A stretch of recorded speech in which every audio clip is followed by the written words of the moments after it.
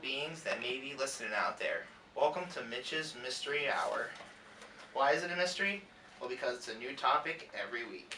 So today we're going to be talking about urban legends. I know, yada yada, Bigfoot's boring, yada yada. But today, we're going to be learning some new information about some other new creatures besides Bigfoot. But we're going to start with America's favorite hairy man, Bigfoot.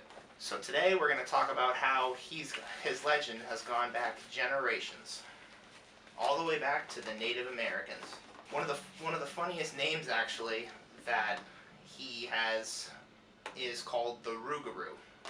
Now I know it's hard to pronounce. That's the Rougarou. The only thing that separates him from the regular tales of Bigfoot is that the Rougarou has had stories that he shows up in times of when men need to change their ways, such as, I don't know, if one tribe is killing another and he doesn't want someone to kill another person from that tribe. Some of the earliest sightings go all the way back to the 1800s, even through to the 1900s. There is several bizarre footprints that have been cast, which, you know, you probably wouldn't see in a museum because you don't know if they're real or not.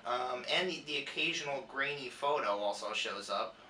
But you really can't trust a grainy photo because it could be a 7-foot tall guy in a gorilla costume, which you really wouldn't know if it was true or not. There have also been sightings of Bigfoot himself being in a large stature of 10 feet tall or higher. People have heard roars, or what hunters would even call a tree knock. So a tree knock is actually a branch or a large stick that is smacked against another tree to create a loud echo that you could hear from the great distance, especially if the Bigfoot is hitting the tree with a stick the size of a small tree because of his large build and stature. There's another legend that goes through West Virginia called the Yahoo, and the reason it's called the Yahoo is because he makes a large screaming noise that sounds like a Yahoo. Sorry guys, Kayleen is distracting me, she's laughing at me. Yahoo. Yahoo. Exactly. Wait, Kayleen, can you come over here and do that on the microphone? Come on. No. Alright, I'll it's do on it. camera, that's enough. I'll do it. The reason he's called the Yahoo is because he makes a Yahoo noise, which can be heard throughout the forest. It's actually pretty awkward and pretty disturbing sounding, I would imagine. I actually want to talk really quick about the tree knocks because they're not very consistent. If you're sitting in the woods with a branch hitting a tree and you get yourself on camera, that looks pretty hilarious if you ask me, especially when you hear a response and you believe that a Bigfoot's trying to respond to you when it's actually another person who believes the same thing on the other end. I also want to talk about the footprints. I don't really know how you would be able to say that they're real or fake, because I don't know if you're an artist, but a mediocre artist like myself could easily create a fake giant footprint. I actually want to talk about a occurrence that my good friend believes that he saw the Yahoo while he was traveling with his family in West Virginia. So I'm going to explain it exactly how he explained it.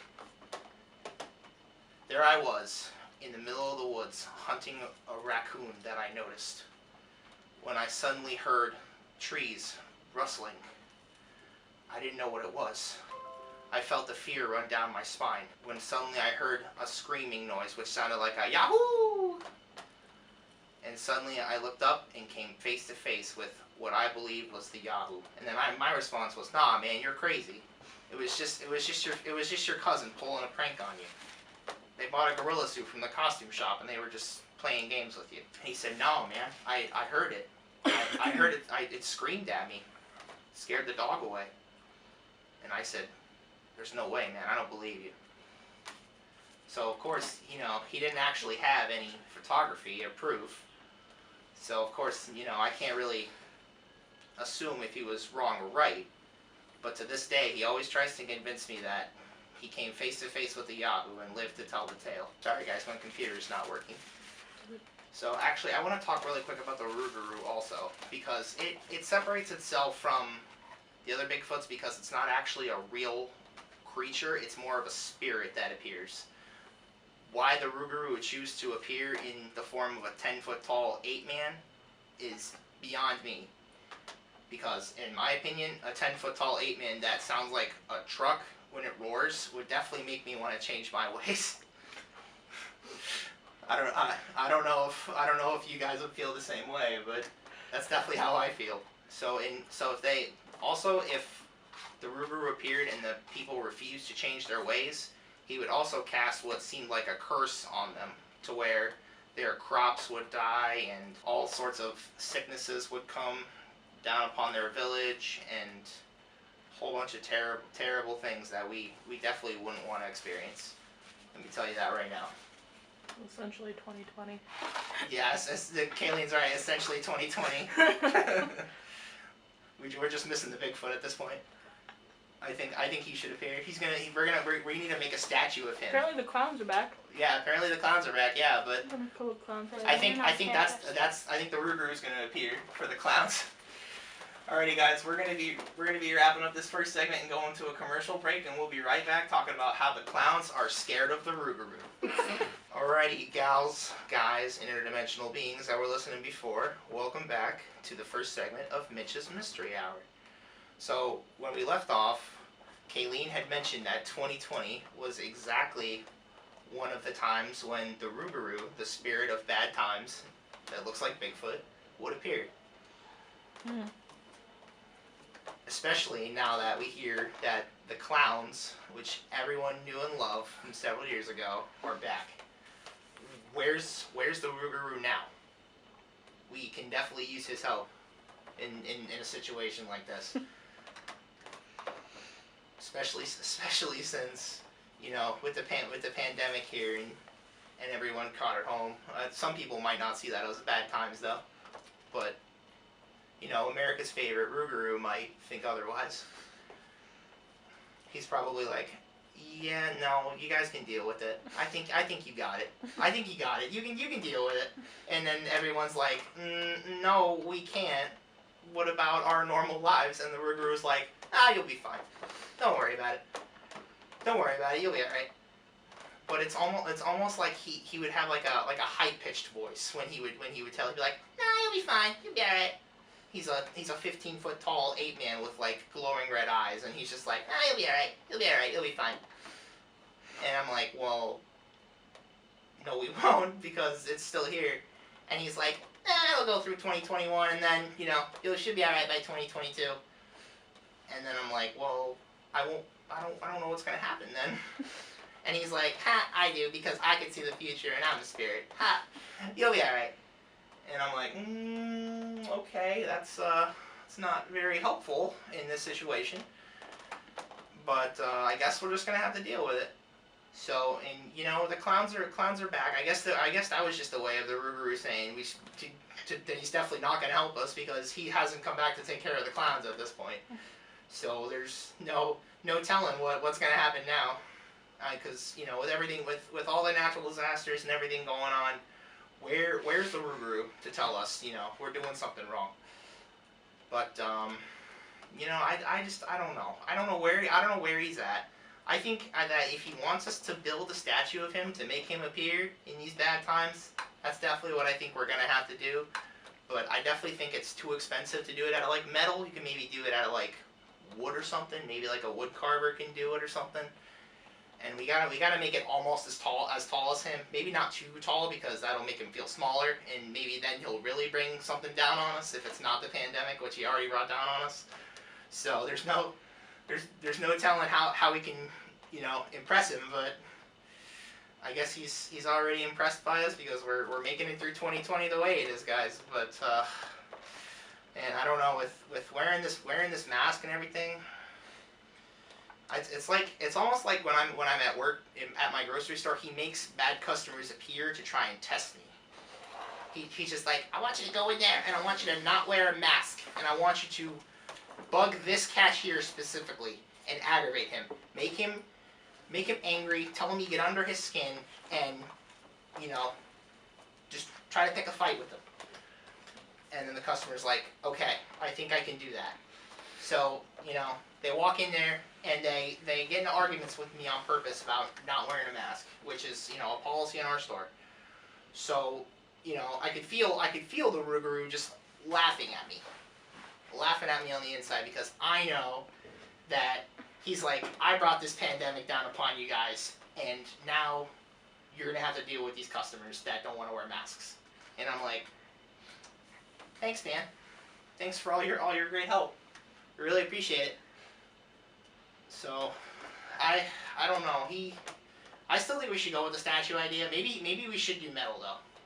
Maybe we should do metal. What do you think? Kayleen's laughing. She's like, no, it's too expensive. Yeah, I mean, wood. You can't cut down trees.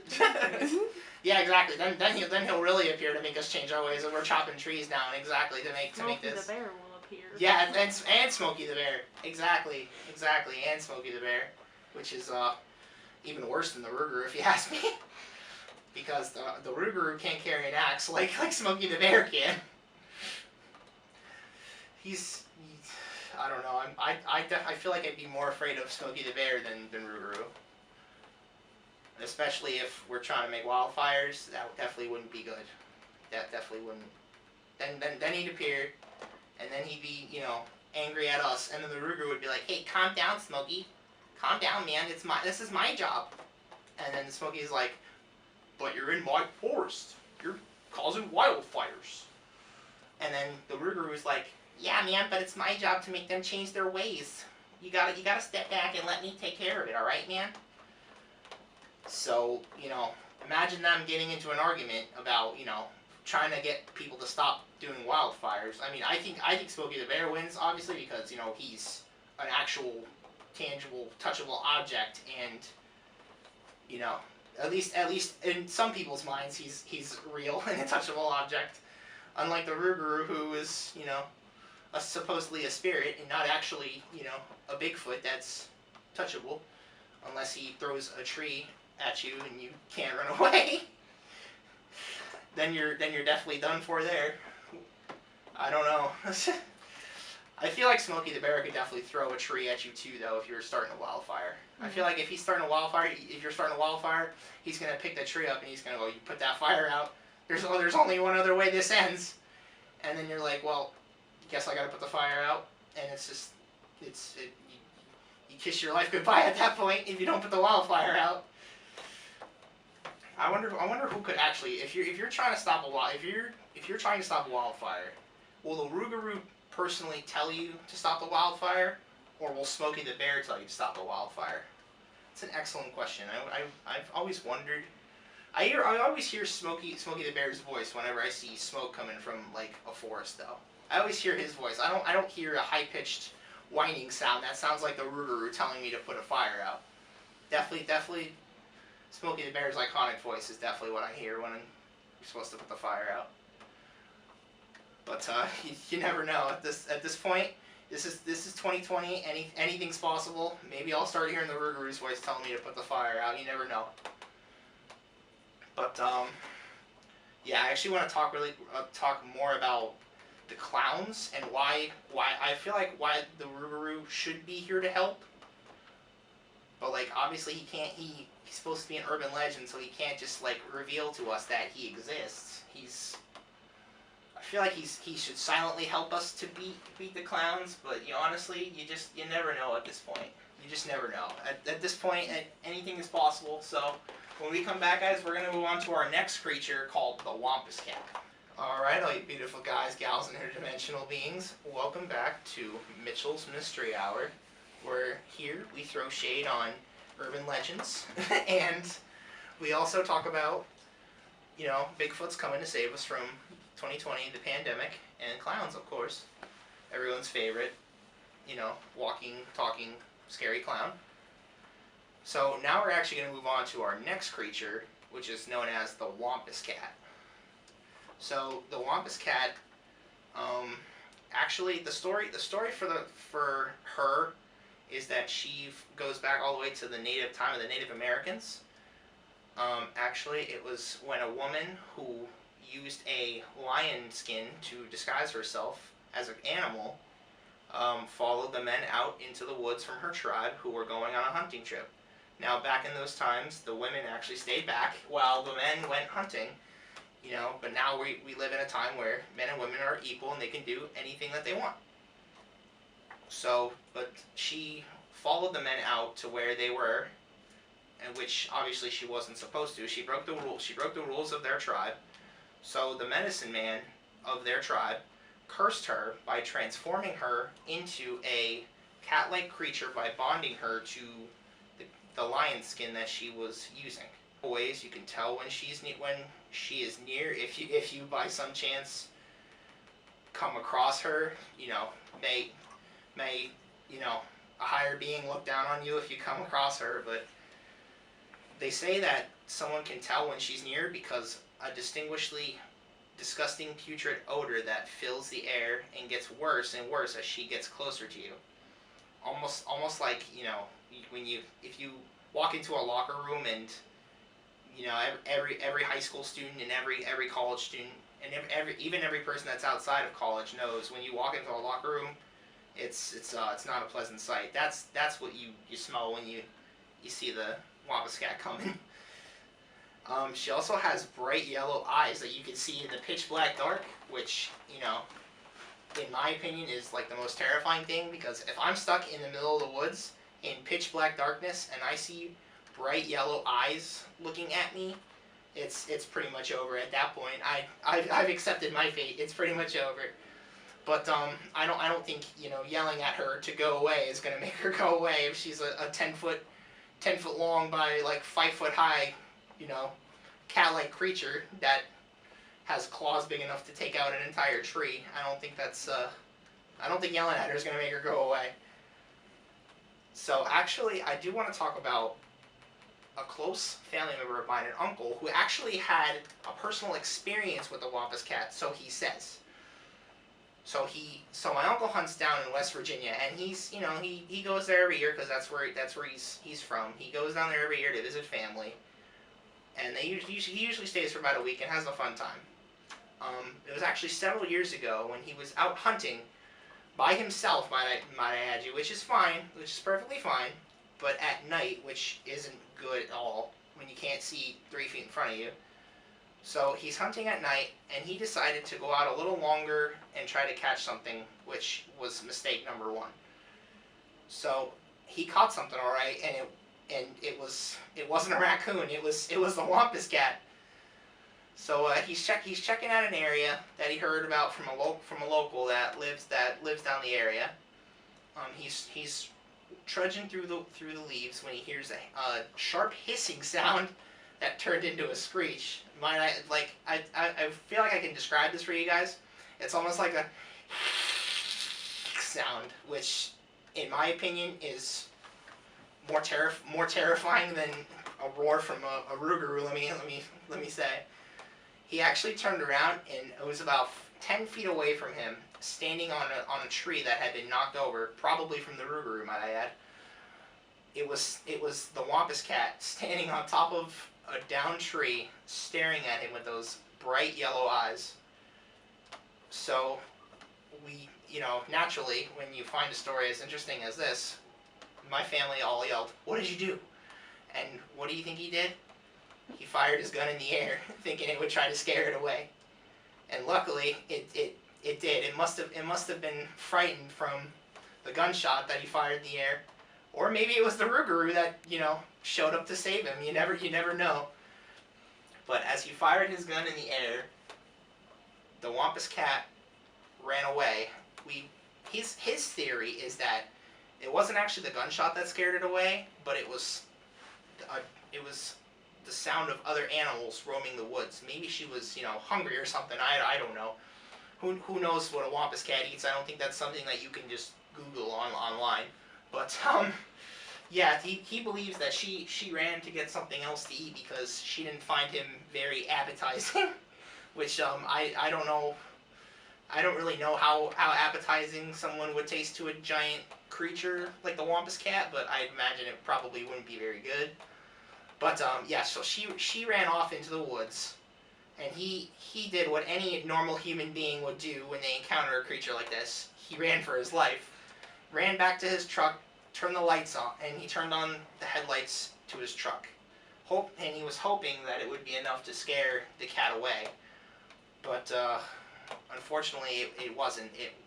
The creature was roaming around his truck, so he decided to try and make a run for it. So wait. It's up there. Okay, go.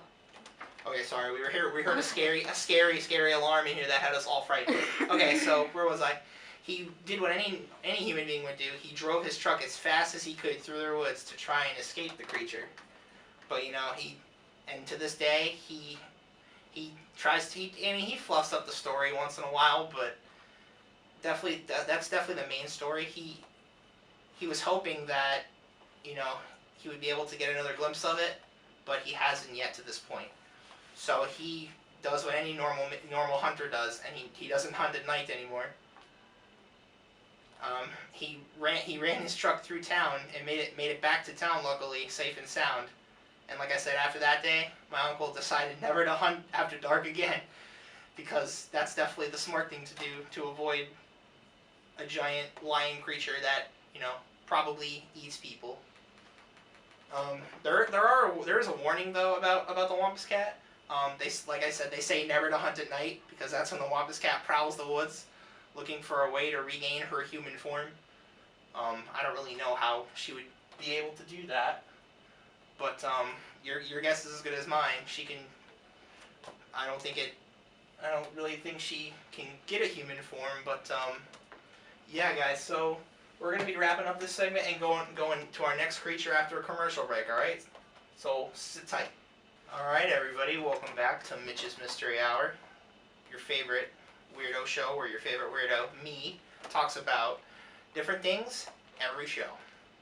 So we're talking about urban legends today. We talked about the Rougarou and we talked about the Wampus cat. Both very terrifying. If you ask me, the Wampus cat's definitely scarier. Although the Rougarou did bring 2020 down upon us, so I have no idea.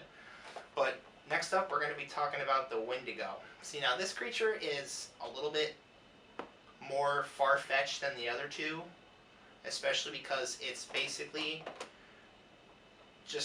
it's a little more disturbing and far out there, but that doesn't make it any less interesting. The Wendigo is actually a tall creature that almost looks like a skeleton with no lips and eats anything that wanders into its territory. So I don't really know how the no lips part comes into play. It's strange. I think they can they can maybe go to a prop store and find something, like maybe a fake pair of lips to put on just so they make themselves look a little bit more normal. But I don't know. The no lips is pretty strange to me. There's actually a few different legends that come in different parts of history. Give me a second, guys. It's a long word. The Algonquin legend tells of the giant creature with a heart made of ice that sometimes has the body entirely made of ice, which is also missing its lips and toes. So you can pretty much say that you gotta be ready for this bad joke, guys.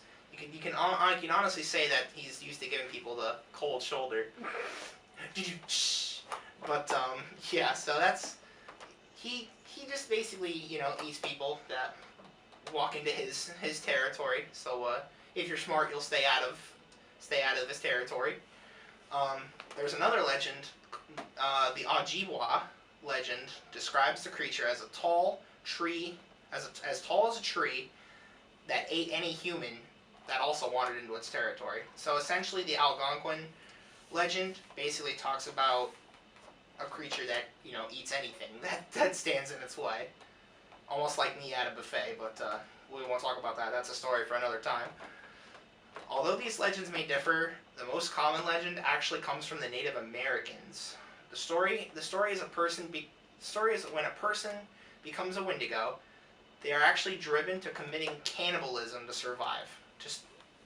I watched Teen Wolf. I know that. See, it's even made it to shows. So hopefully some people have heard of it. Actually, the spirit of the Wendigo, it's actually a spirit that transforms a person into the creature. The spirit itself will actually possess that person that committed cannibalism, and it will actually turn into a monstrous creature which again has no lips. So I don't know if the person loses their lips, or I don't know. Again, like I said, you can probably go to the prop house and just, pick out a set of fake lips that might actually work. So you'd ask yourself, why would somebody commit cannibalism to survive? Well, the most common examples are actually when the Native Americans and the early settlers that were stranded in the bitter winters with no way of obtaining food, they would have eventually given into their hunger and eaten some of their group that may have died during the winter. So that's what I call a little bit of desperation. But yeah, I don't know, guys. I don't think I could ever, even if I'm hungry, I don't think I could ever see myself, eating someone, because I don't know. I don't think I could ever do that. Eating someone is not, obviously it's not good at all. I don't know, if especially to know that I would, be possessed by some monstrous creature and then turn into a creature that loses his toes and lips. But yeah, I definitely hope that nobody is doing that. There's actually a story. The story of the Wendigo actually has a science type of background as well.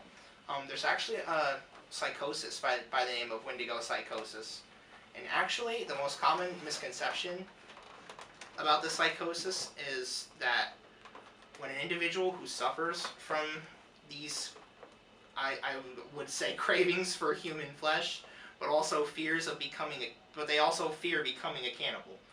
So that's sort of it sort of negates it. It sort of negates it because it's like you want to eat this person as a cannibal, but you don't want to become a cannibal. That doesn't make any sense. But yeah, a common example would be if someone was trapped with their family in the winter, maybe they're trapped up in the mountains and they can't get any food. A common It's not common, I shouldn't say it's not common, but the person would eat one of their family members that may have died, and thus they succumb to the Wendigo psychosis. But it's actually sort of a real life version of the Wendigo, which is, pretty terrifying to me, if you ask me, because that's out of the three creatures that we've been talking about so far, that's the one that, can actually people can say is like, oh, it could be real, because it could be just some whack job person walking around the forest trying to eat people, and that seems like it would definitely be an issue. Obviously, I don't. That's really scary that it's really scary that someone could walk around and try to eat somebody. It's definitely scary. Definitely, that's terrifying to me. Some psycho out in the woods is, chasing you down through the woods down a trail. And, I don't, obviously, some people would be, scared, obviously. I'd be terrified if some crazy guy out in the woods, Farmer Joe or whatever, tried to, eat me. I don't think I taste very good, but, But yeah, I just, maybe that's, see, now it goes back to the Rougarou too, though, and it's like, why isn't the Rougarou, shouldn't the Rougarou be helping people to stop Wendigo psychosis and have people not eat each other? That definitely sounds like something. This definitely sounds like something the Rougarou should stop. But yeah, it's actually really terrifying.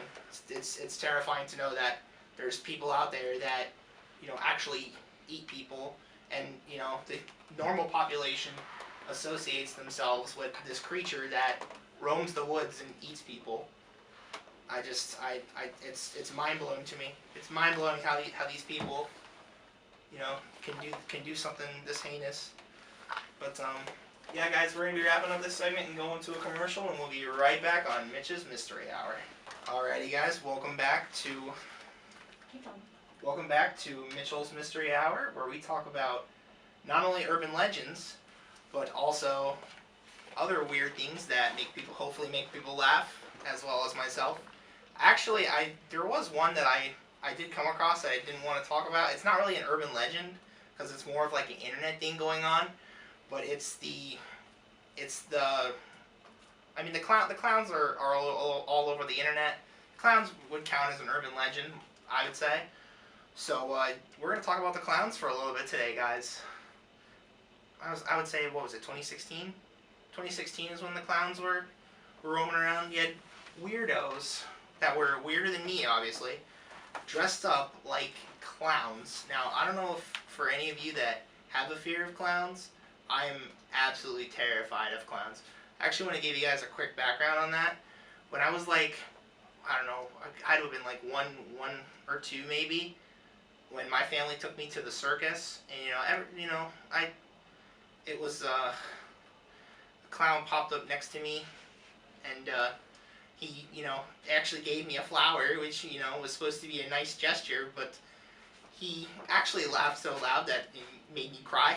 I was crying for pretty much the entire show because I was traumatized by this clown, who I'm sure was one of the sweetest old. He was one of the sweetest old guys you'd ever meet. But yeah, he just scared me, and I was traumatized. I didn't know what to do. And now that we have actual people running around with like knives, dressed up as clowns, and not even like happy clowns, like they're dressing up as like scary clowns, which isn't good. That's even worse. I pretty much feel like breaking down when there's a nice person dressed up as a clown coming towards me. And now that I have sad and angry clowns with a butcher knife running at me, that's not okay, man. I'm scared. I pretty much I don't know, if a clown came at me, I would probably get on the ground and cry for my mother, because at that point I don't know what to do. Especially if and some clowns talk, which is like even worse. Not only is it scary to see a clown out in the middle of the woods, because when they hold the flashlight up to their mask, it like brightens up their face, which is like really scary to begin with. And now the fact that I've actually heard stories where the clowns speak to them, which is like even worse. I don't really know how a clown would talk to you. It's more of like, they're having a conversation with you. It's not like the clown goes, I'm gonna chase you with this butcher knife. I just want you to know that. And then, the person would respond, a casual question. It's like, can I have your Instagram? Before you actually do that, so I can, send this out to everybody. And then the clown's like, sure, it's, Killer Clown 123. And it's like, okay, it's very original, I guess. And then, that's when the chase starts. And then he's like, oh, I'm going to chase you. And then you're like, well, hang on, 1, 2, 3, okay. Can you give me like a 5-second head start before you start chasing me? Because I mean, for me, I'm a 6'4" guy that weighs 300 pounds. I'm definitely not going to outrun a clown. I mean, if he gave me like a 10-second start, I would definitely be like, okay, can I have a 10-second head start? That's all I need. And then, I'd probably be the one to get caught anyway. Because with my luck, he'd catch me. He'd be like a Olympic track runner, of course, and I'd be like a football field away from him, and he'd just sprint up to me, and it's over after that. So I hope to never encounter a killer clown, but yeah, I don't know. I can't speak for everybody else. I can't speak for someone that has encountered a clown before. Yeah, that's definitely not good. It's definitely terrifying to me. But yeah, I mean, as long as we're on the subject of stuff that really scares me, even if it's like not an urban legend, like that Momo challenge, that was like absolutely like the face itself is terrifying. But like I don't know. I haven't encountered, I guess they're supposed to call like to get your phone number or whatever. But I don't really know how that whole thing works. If this face comes up on like the phone trying to call me, my first response is, let me think. No, no, I'm definitely not going to do that. Definitely not going to call. And then you know, and then I'm like, well, my curiosity, of course, is going to get to me. So now, you know, I pick up the phone, and then they're probably, I don't even know anymore. My first question to them is, why are your eyes so big? Like, literally, they're the size of softballs. Why is that? That's unbelievable. And I imagine trying to get glasses. Like, that would be unbelievable. They'd be like, yeah, we don't make frames big enough. You might want to try a hardware store. And it's like, and then she's like, well, okay. And then, you know, and then she tries to home the hardware store to get some wood, I guess, to make her, and glass to make her creepy glasses, because, you know, if her face is creepy, the glasses have to be creepy as well. So, yeah, the hardware store is like, yeah, no, you're definitely not coming in here. You're definitely not coming in here. And then, you know, she would be the one insulted. And it's just like, don't look at us. You're the one that's creepy and trying to do terrible things. Don't look at us like we're the bad guys. And, you know, might I add that she probably wouldn't wear a mask too, on top of everything else. So that's definitely another reason the hardware store wouldn't let her in, which is a good reason for me, if you ask me. But I wonder if the clowns wear masks. Do they have to wear a face covering if they want to get into a grocery store? I don't know. What do you guys think? I feel like they're if obviously it's not a killer clown, if it's just a regular person dressed like a clown, which, don't get me wrong, there's nothing wrong with that.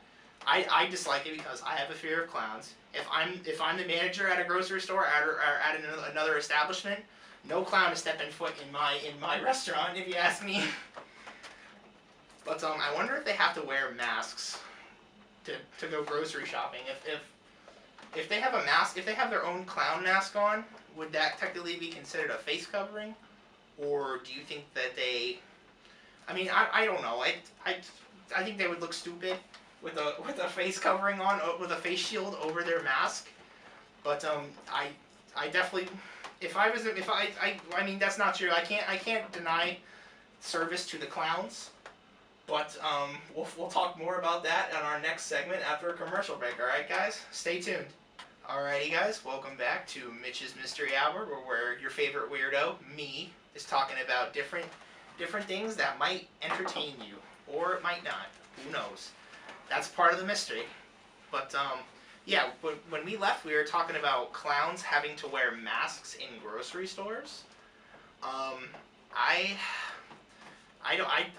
think that they should have to wear the face covering, even though they're wearing a mask. This is, quick disclaimer though, guys, this is for good clowns. The nice clowns that actually make you laugh, not the killer clowns that chase you with a butcher knife running down the street, talking about how they're going to catch you. Because, you know, as I said, clowns talk to you now, which is even more terrifying than them just standing there doing absolutely nothing. But, yeah, they should have to wear a mask, in my opinion. That's just me though. But like I said, if I'm the manager, it's definitely a no service for clowns. Definitely no service at all. But yeah, believe it or not, I actually had a clown at my grocery store. He was a nice guy though. He wasn't a bad clown. He was more of like a you know, make people laugh children's party kind of clown, which is We made him take the mask off, of course, because, you know, we can't have him chasing away all our customers, because that definitely wouldn't be a good thing. But, yeah, I don't know. He sort of restored my faith in clowns, because, like I said, if you weren't listening to the segment before, I'm gonna walk you through it again. So here I am.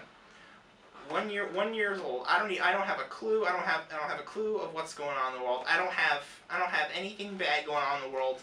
I just show up, eat my popcorn, and go home.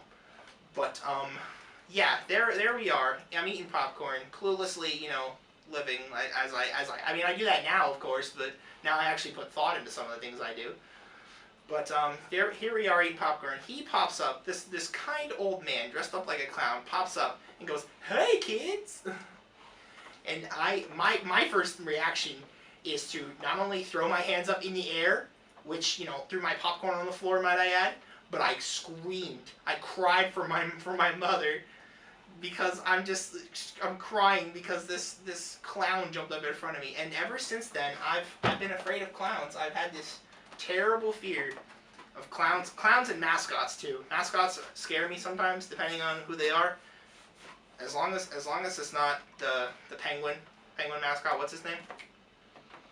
The Penguins mascot, Tux, I think, or Tux. Yeah, he's whatever his name is. He's a good mascot, because back when I was in high school, we traveled a lot because I was a band nerd. I know. I was a band nerd, but we were cool band nerds. We got to take photos with some of the Penguins players and the mascot during the parades and stuff, and it was definitely a great time. He restored my faith in mascots, but clowns are still a little shaky for me. Clowns are still a little shaky. Every time, even if I think about one, I'm right now behind this microphone, I'm cringing thinking about clowns, because they scare me, especially since even if a clown showed up at my school or any of the schools I've been to over the years, it's just like, why are you here? Like, go home. Even if they're not there, even if they're not crazy with a butcher knife, even if they're trying to do some kind of publicity stunt, it's like, but why? Why are you here? You know what I mean? Especially if then the police are called, then it becomes a whole situation. Then the school goes on lockdown, and it's just like, well, what do we do now? Like, and then some of the students who aren't in the loop, like myself, of course, because I don't know anything. And it's just like, I'm like, why are we on lockdown? That would be my first question, is like, why are we on lockdown? And then, another person, casually is just like, oh yeah, there was a clown outside. And it's just like, well, okay. Was he a killer clown, or was he one of those, publicity stunt clowns? Because I definitely know he wasn't a children's birthday clown trying to hand out free balloons and cake to everybody. So, but yeah, I don't know, man. The clowns were, appearing in 2016, and now, it's 2020 at this point. At this point, anything goes. We're surviving the pandemic. We're trudging through it. We survived the one, sighting of murder hornets that we supposedly had, and we've survived a bunch of other stuff over the years. But clowns, they're coming back, man. I don't know what it is. Out of all the things in the world, all the things that have happened in the world, clowns coming back of all things, and it's just like, why? For what reason? Next thing you know, friggin' we're actually gonna see the Rougarou now. Back from the earlier segments, we're gonna see the Rougarou. He's gonna say, listen, these clowns are here, so I am here to protect you. And then we're all like, yeah, we're saved. And then he's like, yeah, I'm here to protect you from the clowns, but you still have to deal with the murder hornets and the pandemic. Yeah, that I can't help you with. That you're on your own for that, unfortunately. And then we're like, but why? Why can't you stop the pandemic? Aren't you supposed to be some kind of spirit creature? Like, what's the whole point of having abilities if you can't help us? Aren't you supposed to help us change our ways? And then, his response would probably be something like, yeah, but I can only do one thing at a time. I'm not a miracle worker, so yeah, I can take care of the clowns, or I can take care of the murder hornets. So you're gonna have to pick one.